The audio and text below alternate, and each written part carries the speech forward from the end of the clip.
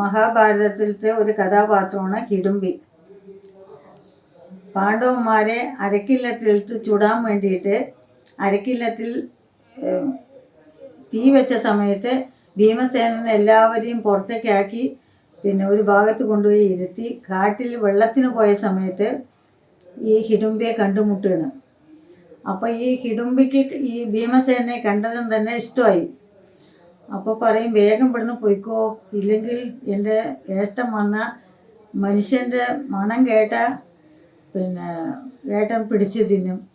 അയ്യോ, ഞാൻ തന്നെയല്ല, എൻ്റെ 4 സഹോദരന്മാരും അമ്മയും കൂടിയുണ്ട്, എൻ്റെ അമ്മയ്ക്ക് തീരെ വയ്യാണ്ട് ഞാൻ വെള്ളത്തിന് വന്നതാണ് പറയും.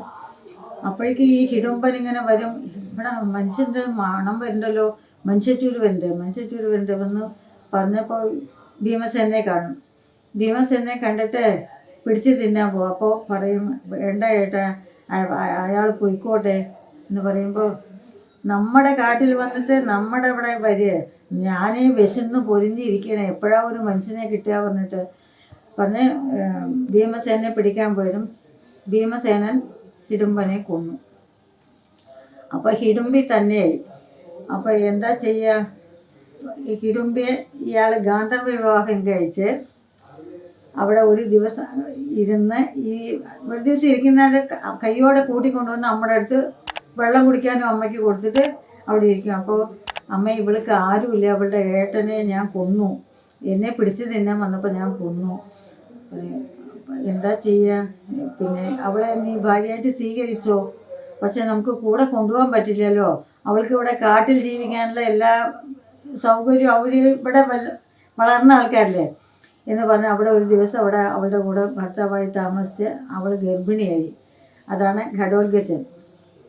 അപ്പോൾ അങ്ങനെ പിറ്റേ ദിവസം പോവുകയും ചെയ്യും. ഭീമസേനന് ഭയങ്കര വിഷമമാവും, ഒരു പെണ്ണിനെ ഇതാക്കിയിട്ട് കാട്ടിൽ വിട്ടിട്ട് പോവാം. പക്ഷെ അവൾ കാട്ടിൽ തന്നെ ആയതുകൊണ്ട് പ്രശ്നമില്ല.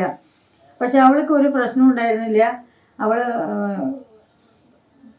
10 മാസം കഴിഞ്ഞ് പ്രസവിച്ചു. ആ കുട്ടിയെ നന്നായി വളർത്തി.